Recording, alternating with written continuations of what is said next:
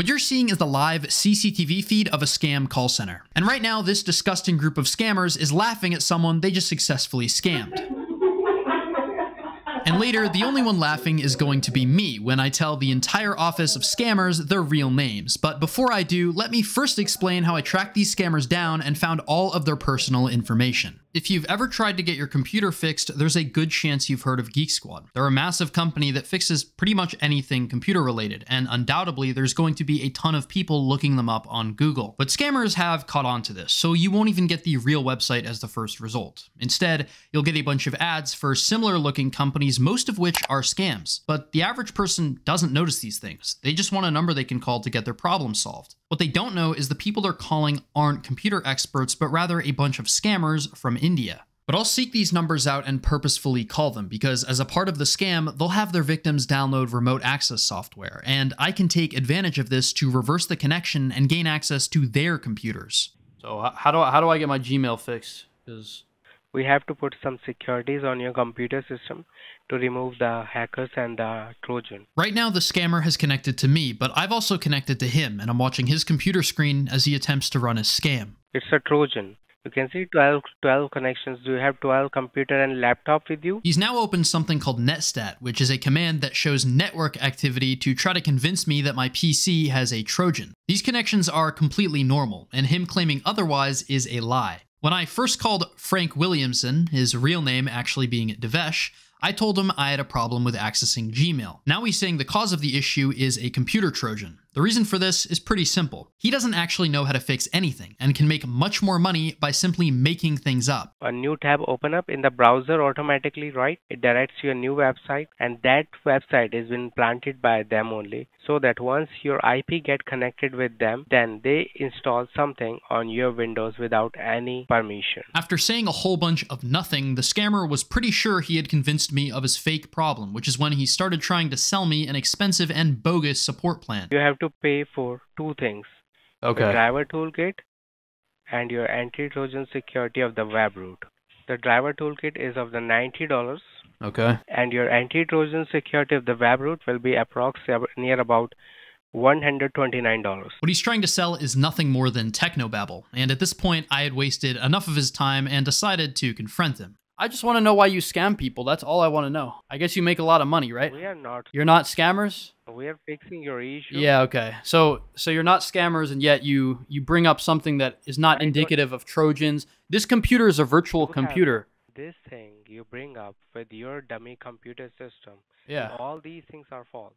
So you are a scammer, not Oh, me. so I'm a scammer. Okay, so we are fixing the people. Okay, yeah. While he was accusing me of being a scammer, I was quietly scanning his PC's network when I discovered that unusually this group had installed CCTV. The reason I say this is unusual is because the majority of call centers that I've come across with video surveillance tend to be fairly large, with at least 30 to 40 employees, like in this one or in this one. That's why I was quite surprised to find that this office only had 6 to 7 people at any given time in a relatively small room. Either way, these cameras gave me insight into the day-to-day lives of these scammers, and many times I spotted them eating and socializing just like in any normal job.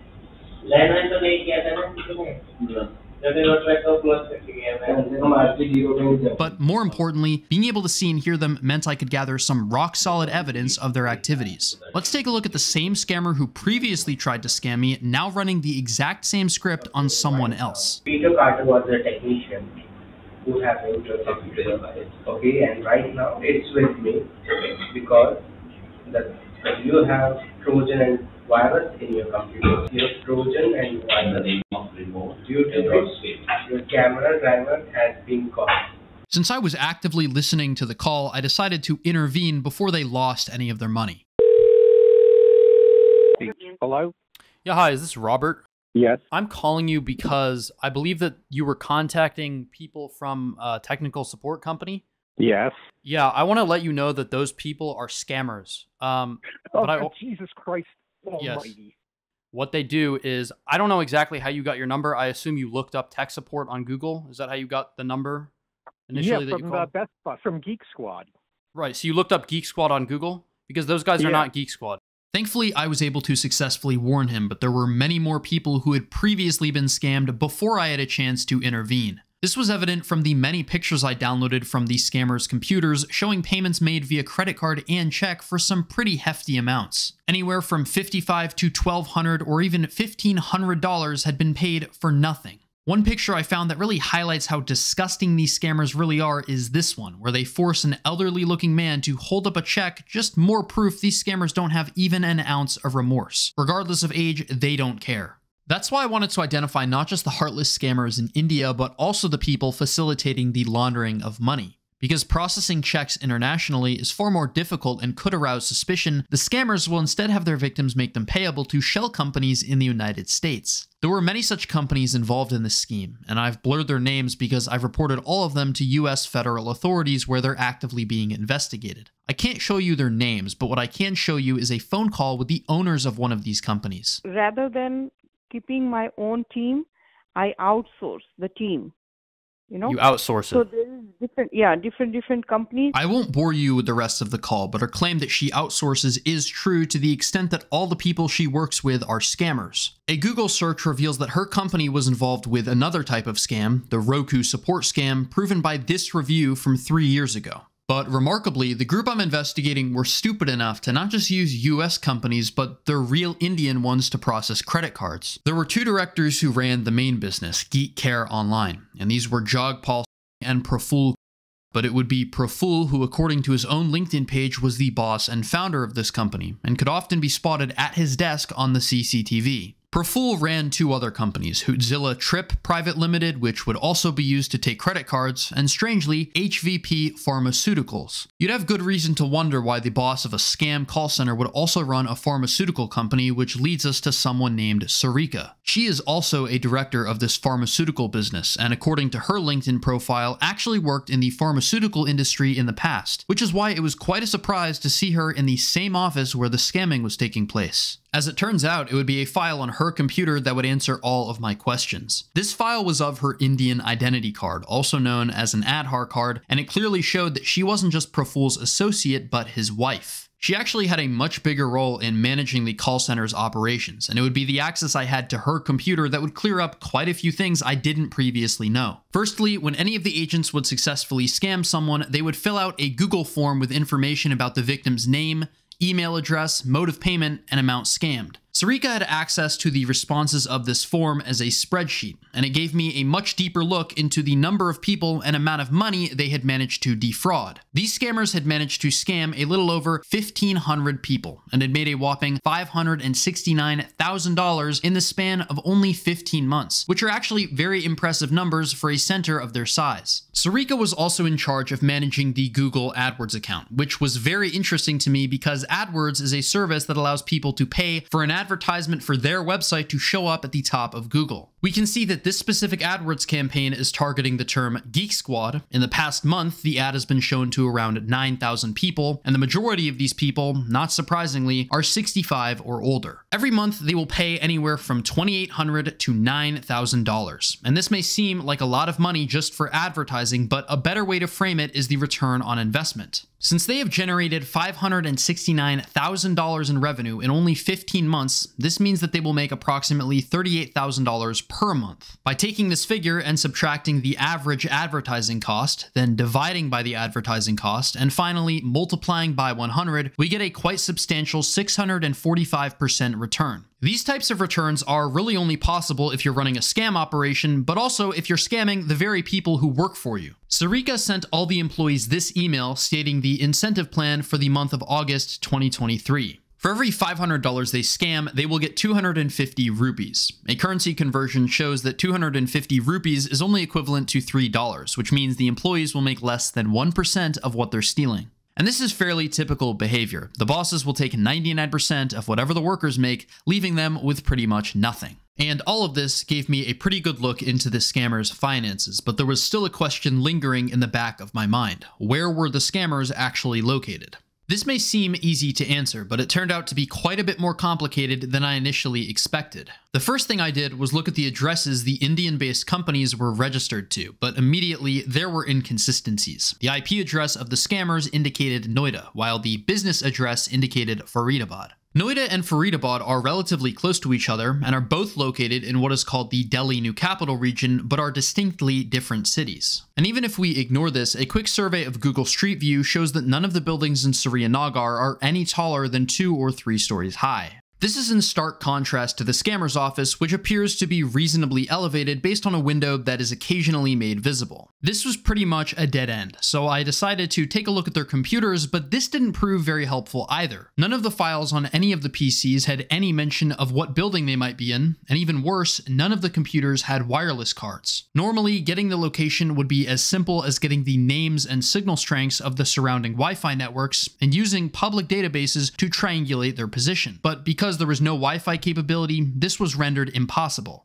And at this point, I was completely out of ideas and frankly ready to give up, when by complete accident, I got exactly what I needed. In addition to the inside cameras, the office also had an outside view of the hallway leading up to the door of their room. And it was when I was looking through old recordings of this camera angle that I stumbled across this footage of a cleaner opening the door to an adjacent office. Now, I had never seen this door open, and though it appeared that there was something written on it, the camera was too sharply angled to provide anything intelligible of value. However, once the door was opened, it provided me with this still frame of inverted text. By flipping this image horizontally, it shows us the name and logo of a business, Story Design. This is a fully legitimate product design agency, and because they only operate in the Indian daytime, likely had no idea they were next to an office full of scammers. But it was the address of this business that I really cared about. And this address pointed me to a shared office space called the KLJ Noida 1. This is a set of 3 buildings, Tower A, B, and C, and it would be in Tower C that the address would indicate the scammers would be situated. But I wanted to confirm this, and it again would be the outside window that would help me to do so. In front of the window was a tall building, and to the right of it, a much shorter and smaller one. We can see this exact same structure to the right, or in the case of the scammer's orientation, the front of Tower C, as indicated by satellite imagery. So we know exactly what building the scammers are in, but what about their room? Story Design's address also had the room number, 921, meaning that through an educated guess, the scammers would either be in room 920 or 922. But I wouldn't even have to guess, because the owners of the KLJ Noida 1 very kindly provided floor plans on their website. And with this floor plan, it became very obvious that the scammers were in room 922. As clearly shown on the floor plan, Story Design was in room 921, at the end of this corridor, while the scammers were relative to the camera on the left-hand side in room 922. And if all this evidence still wasn't enough, a friend of mine, Neep Scambaits, was actually in India at around the same time as my investigation, and he very bravely went to their physical location and took this first-person video. It's the entrance of the tower. So the call center is over there, and then to the left, basically in this room, then there's like one more room. Then we have like elevators which are going to different floors. And this is 922. Let's say like one laptop is there.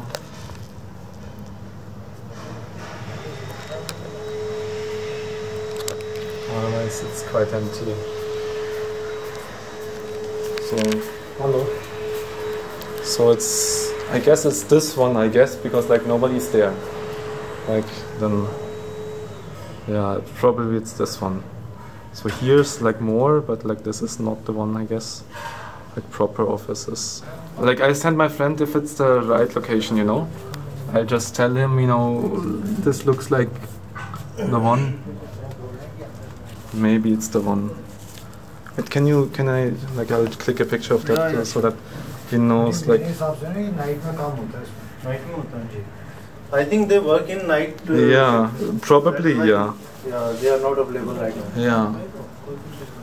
So you can do one thing.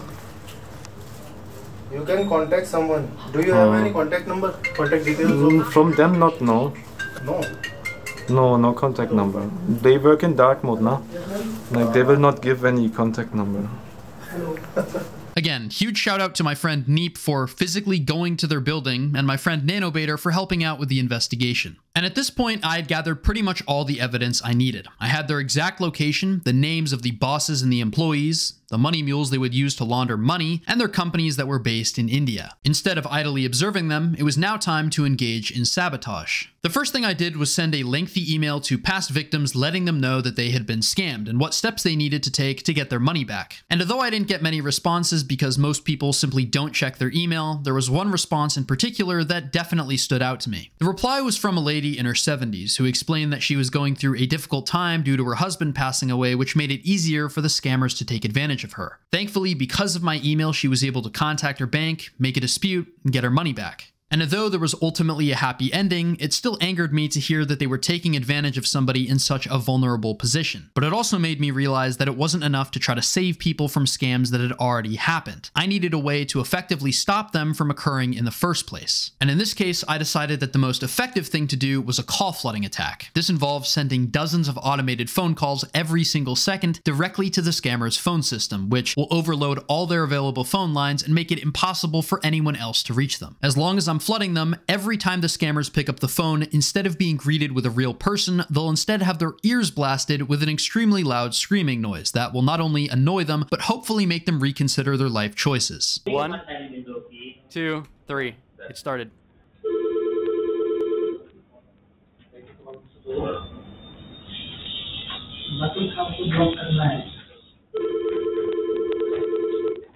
Okay, just wait. I am providing the phone. Just wait.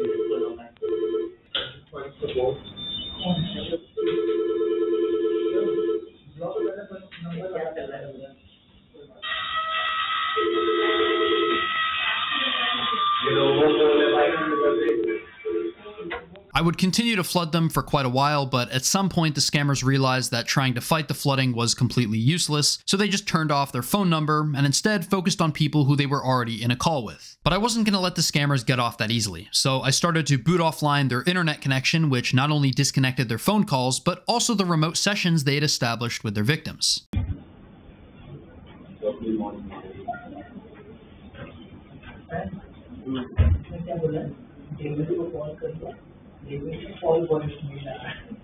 But after the continuous call flooding and booting of their internet, I think the scammers finally realized that something wasn't right, because they started pointing at the CCTV with the realization that they were probably hacked.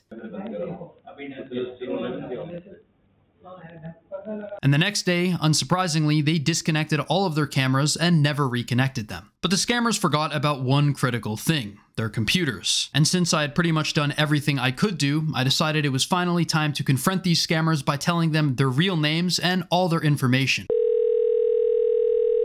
Calling support, how may I help you? Yeah, who am I talking to? Is this David from Geek? It's David? Are you sure your name's David? Yeah. Your name is David. Because I'm 90% sure that your name is not David. In fact, I know it's not David. May I know what is your concern, sir? Yeah, your name's Sindhu, and I know everything that you've been up to. May I know what is your concern? Yeah, my concern is that you're in a scam call center, Sindhu. So let me ask you a few questions. Firstly, how did you join this scam call center? And how much do you get paid? Thanks for holding the line. Yeah, who am I speaking to? Who's this? This is Edward. Yeah, I'd like to speak to Praful, please. I believe I was just speaking to Sindhu. Who are you? Who am I? I'm somebody who's been investigating your scam call center, and I want to ask some questions. I'm gonna be real with you, okay? I know everybody in your office. I know Shashi, Sindhu, Sparsh, Devesh, everybody in your office, okay? I know Praful, Sarika. I know you're in the Noida 1 building. I know the room that you're in. So just give it to Praful, because you're not going to be able to answer any of the questions I'm going to ask. No, you are not calling at the right place. I'm not? I think. I'm not calling at the right place? Yeah. So do you know what the KLJ Noida 1 building is? Do you know Unit 922? You ever heard of that? No. You've never heard of Unit 922 before? No, sir. Really? Right now you are connected with the call. Yeah. So you've never heard of Unit 922, and you've never heard of Story Design. You know, we sent somebody up to your building. You know that, right? Somebody took photos of your office. I think you know what Unit 922 is. And after this, they hung up the phone, but I was still able to capture this audio of their reactions to finding out that they've been hacked. Can I speak to Praful Sarkar? Okay. Sindhu ने बताया कि मैं David बोल रहा हूँ तो कहता तुम नहीं तुम सिंधु सर वही आया है, बाकी आपका नाम जानता है, बोला सीधा 922 नंबर से आप लोग यूनिटी 1 से बात कराओ, तो फोन से बात कर लीजिए। बोला I don't know who you are, I don't know whom you are talking about, but let's If you go. need to talk to us, you can come and meet us directly. हाँ last time मैं ये बताने वाला था कि बाहर से किसी से मेरे को पता लगा था कि कोई यहाँ पे आके फोटो खींचे गया था, तो मुझे यही कस्टमर लग रहा है। It seems like this group of scammers were pretty shaken by what I said. If you enjoy the investigations, consider liking and subscribing and watching another video where I destroy more scammers. Thanks for watching and have a good day.